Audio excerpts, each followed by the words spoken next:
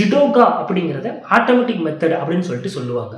இது என்னன்னா, எந்த ஒரு வேலையாக இருந்தாலும் சரி, அந்த வேலையில் இருக்கக்கூடிய பிழையை கண்டுபிடிச்சி அந்த மிஷினை வந்து அதை நிறுத்திடும். அதுக்கப்புறம் அந்த மனுஷங்க சரி செஞ்சதுக்கு அப்புறமாக அந்த மிஷினை மீண்டும் அதை ஸ்டார்ட் பண்ணும். இந்த முறைக்கு பேர் தான் ஜிடோகா அப்படிங்கிறது தான். இந்த முறையை பயன்படுத்தி 1924 சகிச்சி டொயோடா அப்படிங்கிறவர் வந்து ஆட்டோமேட்டிக்கா இயங்கக்கூடிய ஒரு தறியை வந்து கண்டுபிடிக்கிறாரு. தறி அப்படின்னு என்னன்னா, நம்ம இன்னைக்கு இந்த துணியெல்லாம் நெய்யறாங்கல்ல, அந்த மிஷினை தான் நம்ம தறி அப்படின்னு சொல்லுவோம். அந்த தறியை வந்து கண்டுபிடிக்கிறாரு. 24 கண்டுபிடிச்ச இந்த ஒரு ஆட்டோமேட்டிக்கா இயங்கக்கூடிய அந்த தறியினுடைய காப்பிரைட்ஸை இவர் என்ன செய்யறாரு, பிளாட் பிரதர்ஸ் அப்படிங்கிற அந்த நிறுவனத்துக்கு வந்து 1929 வந்து வித்துடுறாரு. இப்படி போயிட்டு இருக்கும் பொழுது 1933 இந்த சகிச்சி டொயோடாவோட மகன் வந்திருக்காரு. அவர் பேர் என்னன்னா கிச்சிரோ டொயோடா. இவர் என்ன செய்யறாருன்னா, டொயோடா ஆட்டோமேட்டிக் லூம் ஒர்க் அப்படிங்கிற ஒரு வாகனங்கள் தயாரிக்கக்கூடிய ஒரு நிறுவனத்தை வந்து தொடங்குறாரு. இப்போ இவருக்கு வந்து இந்த ஆட்டோமேட்டிக் இந்த மாதிரி விஷயங்கள்ல பெரிய அளவில் அனுபவம் இல்லை அப்படிங்கிறதுனால இவர் என்ன செய்யறாரு, ஃபர்ஸ்ட் நம்ம வந்து ஒரு ட்ரக்கு வந்து தயாரிக்கலாம் அப்படின்னு சொல்லிட்டு தன்னுடைய அந்த கவனத்தை வந்து ட்ரக்கு பக்கம் திருப்ப ஆரம்பிக்கிறாரு. இந்த மாதிரி இருக்கிறதுனால 1934 வந்து தன்னுடைய முதல் இன்ஜினான டொயோடா டைப் ஏ இன்ஜினை வந்து தயாரிக்கிறாங்க. அதுக்கப்புறம் 1935 தன்னுடைய முதல் வாகனமான, அதாவது செடான் வாகனம் அப்படின்னு சொல்லுவாங்க. செடான்னா நம்ம டெஸ்ட்டுக்காக உருவாக்கப்படக்கூடிய ஒரு காரை தான் செடான் அப்படின்னு சொல்லுவாங்க. அந்த மாரி டொயோடா A1 அப்படிங்கிற ஒரு செடான் வாகனத்தை வந்து உருவாக்குறாங்க. இப்படி இந்த செடான் A1 அப்படிங்கிற இந்த செடான் காரை வந்து டெஸ்ட் பண்ணி பார்த்ததுல இதெல்லாம் வந்து ஓகே அப்படின்னு சொல்லிட்டு முடிவெடுத்து அதே வருஷத்திலேயே தன்னுடைய முதல் ட்ரக்கான G1 அப்படிங்கிற டொயோடா ட்ரக் வந்து வெளியிடப்படுது. இப்படி ட்ரக் தயாரிச்சுட்டு இருக்கும் பொழுதுதான் 1936 தன்னுடைய முதல் காரான AA அப்படிங்கிற காரை வந்து இந்த நிறுவனம் வந்து தயாரிக்குது. அன்றைக்கு இருந்த கார்களில் இந்த AA அப்படிங்கிற கார் வந்து ரொம்ப விலை கம்மியாக கிடைச்சிட்டு இருந்துச்சு. அதனால இந்த காருடைய விற்பனையும் நல்லபடியா போயிட்டு இருக்கு. இந்த மாதிரி தன்னுடைய விற்பனை நல்லபடியா போயிட்டு இருக்கும் பொழுது இந்த நிறுவனத்துடைய விற்பனையை வெளிநாடுகளுக்கு கொண்டு போகணும் அப்படின்னு நினைச்ச இந்த டொயோடா நிறுவனம் என்ன செய்யறாங்கன்னா, தன்னுடைய முதல் ஏற்றுமதி எங்க பண்றாங்கன்னா, வடகிழக்கு சீனாவில் தான் தன்னுடைய ஃபர்ஸ்ட் வெளிநாட்டு ஏற்றுமதியை வந்து இந்த டொயோடா நிறுவனம் வந்து பண்றாங்க. இந்த நிறுவனத்தோட உற்பத்தி எல்லாம் பார்த்த ஜப்பான் அரசாங்கம் என்ன செய்யறாங்க அப்படின்னா, இந்த டொயோடா ஆட்டோமேட்டிக் லூம் ஒர்க் அப்படிங்கிறத வந்து ஒரு வாகன உற்பத்தியாளராக வந்து அங்கீகரிக்கிறாங்க. இதே வருஷத்துல தான் இந்த டொயோடாவோட லோகோவும் வந்து டிசைன் பண்ணப்படுது. இதுல வந்து என்னன்னா, இந்த டொயோடா அப்படிங்கிறது 3 எழுத்து இல்லையா, ஜப்பான் மொழியில அந்த 3 எழுத்து எழுதுறதுக்கு தான் அந்த டொயோடா அப்படிங்கிற அந்த லோகோ வந்து வரும். இப்போ என்னதான் டொயோடா அப்படின்னு சொல்லிட்டு இந்த நிறுவனத்துடைய பேரை வச்சுட்டு லோகோலாம் டிசைன் நல்லபடியா போயிட்டு இருந்தாலும் கூட, இந்த குடும்பத்துல பொண்ணெடுத்த ஒருத்தர் இருக்காரு. அவருடைய பேர் வந்து ரிசாபுரோ அப்படிங்கிறவர் தான். இவர் வந்து டொயோடா அப்படிங்கிற பேரை வந்து விரும்பாம டொயோட்டா அப்படிங்கிற பேரை வந்து விரும்புறாரு. இது ஏன் அப்படின்னா, இந்த டொயோடா அப்படிங்கிறத ஜப்பான் மொழியில எழுதுறதுக்கு 3 எழுத்து போதும். ஆனால் இந்த டொயோட்டா அப்படிங்கிறது எழுதுறதுக்கு ஜப்பான் மொழியில 8 எழுத்து வேணுமா. 8 அப்படிங்கிறது ஒரு அதிர்ஷ்ட நம்பரு, அதனால டொயோட்டா அப்படிங்கிறத நம்ம வைக்கணும் அப்படிங்கிறது இந்த பெண்ணெடுத்தவரான ரிசாபுரோ அப்படிங்கிறவருடைய கருத்துக்கள். இப்படி இருக்கும் பொழுது இந்த நிறுவனமும் இவருடைய கருத்தை கேட்டு நம்மளும் டொயோட்டா அப்படிங்கிறத வைக்கலாம் அப்படின்னு சொல்லிட்டு இவங்களும் முடிவு பண்றாங்க. இப்போ என்ன செய்யறாங்க, 1937 இந்த டொயோட்டா அப்படிங்கிற பேர்லயே வந்து டொயோட்டா மோட்டார் கம்பெனி லிமிடெட் அப்படிங்கிற ஒரு புதிய நிறுவனத்தை வந்து ஆரம்பிக்கிறாங்க. இந்த நிறுவனத்தினுடைய முதல் தலைவராக ரிசாபுரோ அப்படிங்கிறவரை நியமிக்கப்படுறாரு. இவர் பதவிக்கு வந்ததுக்கு அப்புறம் இந்த டொயோடா ஆட்டோமேட்டிக் லூம் ஒர்க்ஸ் அப்படிங்கிற அந்த தனி நிறுவனத்தையும் வந்து தன்னுடைய இந்த டொயோட்டா மோட்டார்ஸ் கம்பெனி லிமிடெட் அப்படிங்கிற நிறுவனத்துக்கு கீழே வந்து ஒன்னா இணைச்சிடுறாரு. இப்ப அன்றைய காலகட்டங்கள்ல இந்த நாட்டுப்பற்று அப்படிங்கிறது ஒரு பெரிய அளவிலாக இருந்துட்டு வந்துச்சு. அதன் அடிப்படையில் இந்த ஜப்பான் அரசாங்கம் என்ன செய்யறாங்கன்னா, இந்த போர்டு மாதிரியான வெளிநாட்டு கார்களுக்கான இம்போர்ட்ஸை வந்து தடை பண்றாங்க. அதனால என்ன ஆகுது, இந்த டொயோட்டா அப்படிங்கிற நிறுவனத்தினுடைய கார்கள் அதிக அளவில் விற்பனையாக ஆரம்பிக்குது. இந்த அரசாங்கத்தினுடைய செயல்களும் இந்த டொயோட்டா நிறுவனத்தினுடைய வளர்ச்சிக்கு ஒரு மிகப்பெரிய காரணமாக இருந்துட்டு வந்திருக்கு. அப்பா நல்ல வேளை நமக்கு அரசாங்கமே அனுமதி கொடுத்துட்டாங்க, நமக்கு சப்போர்ட்டா இருக்காங்க அப்படின்னு சந்தோஷமா நம்ம கார்களை உற்பத்தி பண்ணிட்டு இருக்கும் பொழுதுதான் டக்குன்னு 2ஆம் உலக போர் வந்துருச்சு. இப்போ இந்த 2ஆம் உலக போரால ஜப்பான் அப்படிங்கிறது ஒரு பெரிய அளவில் பாதிக்கப்பட்டுச்சு. 1945லலாம் என்ன செய்யுதுன்னே தெரியாத ஒரு நிலைமையில தான் ஜப்பான் அப்படிங்கிறது இருந்துட்டு வந்துச்சு. அது மட்டும் இல்லாம அமெரிக்கா கிட்ட சரணடையவும் செஞ்சுட்டாங்க. இப்ப அமெரிக்க அரசாங்கம் என்ன செய்யுது, நீங்கலாம் வந்து கார்லாம் உற்பத்தி பண்ணக்கூடாது அப்படின்னு சொல்லிட்டு கண்டிஷன் போடுறாங்க. ஆனாலும் அந்த ஜப்பான்ல உள்கட்டமைப்பு, அப்புறம் மற்றும் சில பொருளாதார விஷயங்கள சீரமைக்கிறதுக்காக வேண்டி, இந்த அமெரிக்க அரசாங்கம் என்ன பண்ணுச்சுன்னா, இந்த டொயோட்டா மாதிரியான அந்த கார் உற்பத்தியாளர்கள்லாம் இருப்பாங்கல்ல, அவங்களெல்லாம் லாரி மட்டும் நீங்க உற்பத்தி பண்ணிக்கலாம் அப்படிங்கிற ஒரு அனுமதி வந்து கொண்டு வராங்க. ஆனா இந்த அமெரிக்க அரசாங்கம் என்ன செஞ்சுச்சுன்னா, தன்னுடைய ராணுவ வாகனங்களை பராமரிக்கிறதுக்காக வேண்டி இந்த டொயோட்டா கூட ஒரு ஒப்பந்தம் போட்டிருக்காங்கப்பா. அந்த மாதிரிலாம் இந்த டொயோட்டா நிறுவனம் இருந்து வந்திருக்கு. இப்போ என்ன ஆகுது, 1947 வாக்குல அமெரிக்காவுக்கும் சோவியத் யூனியனுக்கும் ஒரு பனிப்போர் நடக்க ஆரம்பிக்குது. அப்ப அமெரிக்காவுடைய குறிக்கோள் வந்து ரிவர்ஸ் ஆகுது.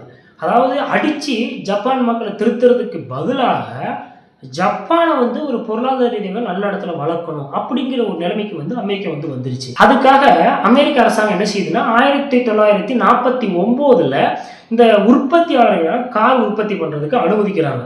ஆனாலும் நிறைய பொருளாதார கட்டுப்பாடுகளையும் அந்த சட்டம் மாதிரி விதிச்சதுனால இந்த நிறுவனத்தினுடைய வருமானம் வந்து ரொம்ப குறையத்தான் செய்யுது.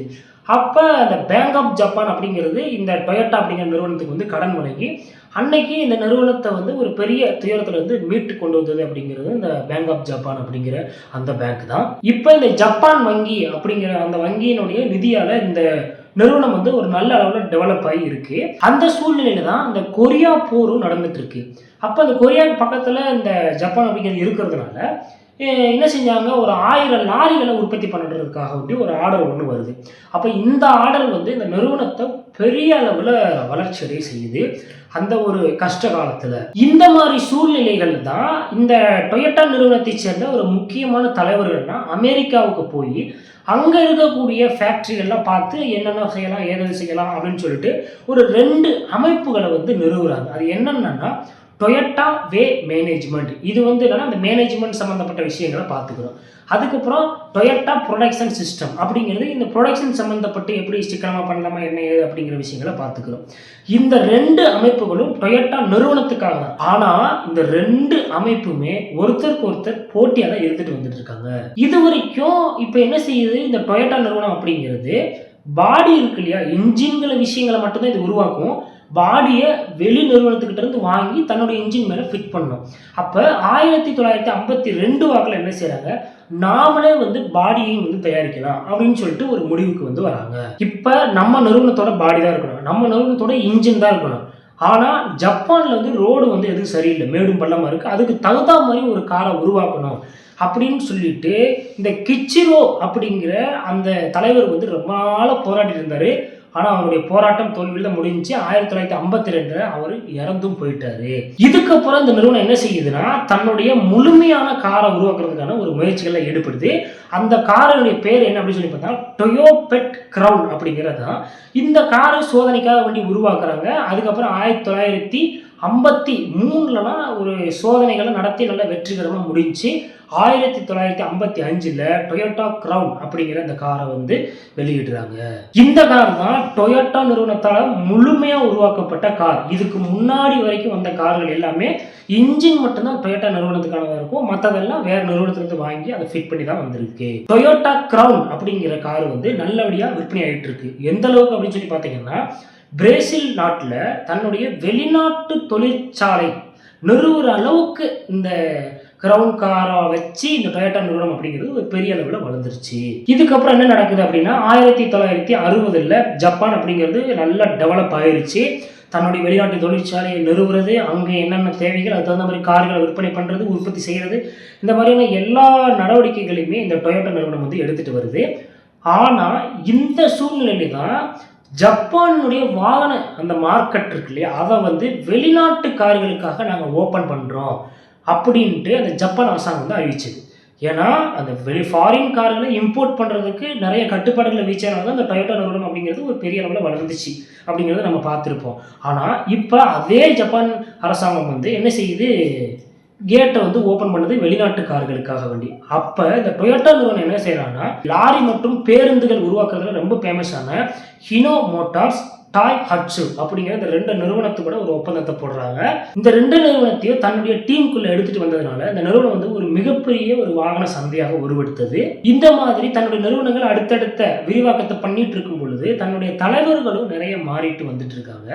அந்த வகையில பார்த்தீங்கன்னா 1981ல சோயிச்சிரோ டொயோட்டோ அப்படிங்கிறவர் இந்த டொயோட்டோ நிறுவனத்தினுடைய தலைவராக பொறுப்பேற்கிறாரு. அது அந்த வாரிசுல வந்தவர் தான். அப்ப இவர் வந்து என்ன செய்யறாரு, இந்த 2 அமைப்புகள் இருக்கு இல்லையா, டொயோட்டோ வே மேனேஜ்மெண்ட், அப்புறம் இன்னொன்று டொயோட்டோ ப்ரொடக்ஷன் அப்படின்ற 2 அமைப்பு இருக்கு இல்லையா, இந்த 2யுமே வந்து எண்ணெயும் தண்ணியுமா இருந்துச்சு. இந்த 2யும் ஒன்னாக இணைக்கிறாரு.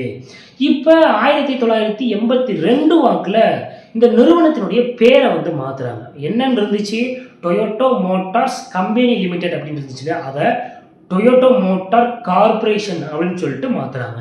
அடுத்து இந்த டொயோட்டோ நிறுவனம் என்ன செய்யுது அப்படின்னா, சின்ன சின்ன கார்களாக உற்பத்தி பண்றோம் அப்படிங்கிறத உணருது. ஆனா மார்க்கெட்ல வந்து சில சொகுசு கார்கள்லாம் நிறைய இருக்கு. அப்போ அவங்க கூட இந்த டொயோட்டோ உற்பத்தி பண்ணக்கூடிய விலை மலிவான இந்த மாதிரியான கார்களை எல்லாம் வந்து கொண்டு போய் விற்பனை செஞ்சு அவங்க போட்டியாளரை நம்ம சமாளிக்க முடியல. அதுக்காக வந்து என்ன செய்யறாங்கன்னா 1989ல் லக்ஸஸ் அப்படிங்கிற ஒரு லக்ஸுரியான கார் உற்பத்தி செய்யக்கூடிய ஒரு பிராண்டை வந்து தொடங்குறாங்க. இன்றைக்கி நாம் நிறைய லக்ஸஸ் அப்படிங்கிற கார்களை நிறைய பார்த்துருப்போம். ஸோ இப்படி தொடங்கப்பட்ட இந்த கார் வந்து அந்த சொகுசு கார்களுடைய இந்த நிறுவனத்தினுடைய போட்டியை சமாளிக்கிறதுக்கு வசதியாக இருந்துச்சு. இப்போ என்ன ஆகுது, தன்னுடைய ரொம்ப நாள் கூட்டாளியான ஹினோ மோட்டார்ஸ் அப்படிங்கிற நிறுவனத்தை வந்து 2001ல் டொயோட்டா நிறுவனம் வாங்குது. அப்புறம் 2016ல் டாய் ஹட்சு அப்படிங்கிற நிறுவனத்தையும் வந்து இந்த டொயோட்டா நிறுவனம் வந்து வாங்கிடுது. இந்த வகையில் தன்னுடைய விற்பனையை கொஞ்சம் கொஞ்சமாக அதிகப்படுத்திட்டு வந்த இந்த டொயோட்டா நிறுவனத்தினுடைய விற்பனை எந்த அளவுக்கு உயர்ந்திருக்கு அப்படின்னு சொல்லி பார்த்தீங்கன்னா, 2020ல் உலகத்தின் அதிகமான கார்களை விற்பனை செய்யும் நிறுவனமான வால்க்ஸ்வேகனை பின்னுக்கு தள்ளிட்டு இந்த நிறுவனம் உலகத்தினுடைய முதல் கார் விற்பனை நிறுவனமாக இந்த டொயோட்டா நிறுவனம் அப்படிங்கிறது வந்து உருவெடுத்துக்கு. இன்னைக்கு அதுக்கப்புறம் இந்த டொயோட்டா அப்படிங்கிற நிறுவனம் வந்து நிறைய பிஸ்னஸ்களில் வந்து பண்ணிட்டு இருக்கிறாங்க. அதாவது நிறைய எலக்ட்ரானிக்ஸ் பொருள் தயாரிக்கிறதாகட்டும், அப்புறம் கன்ஸ்ட்ரக்ஷன்ஸ், அப்புறம் அது இதுன்னு சொல்லிட்டு இந்த டொயோட்டா நிறுவனம் எந்தெந்த நிறுவனத்தோட கூட்டணி அமைச்சதே இந்த பொருட்களை வந்து உற்பத்தி பண்ணுறாங்க அப்படிங்கிறத நம்ம தெரிஞ்சுக்கிறதுக்கே ரொம்ப சிரமமாக இருக்கும். ஸோ அந்த வகையில் இந்த டொயோட்டா நிறுவனம் நிறைய பொருட்களையும் கார்களையும் நிறைய விஷயங்களையும் வந்து உற்பத்தி பண்ணி விற்பனையும் செஞ்சுட்டு வராங்க.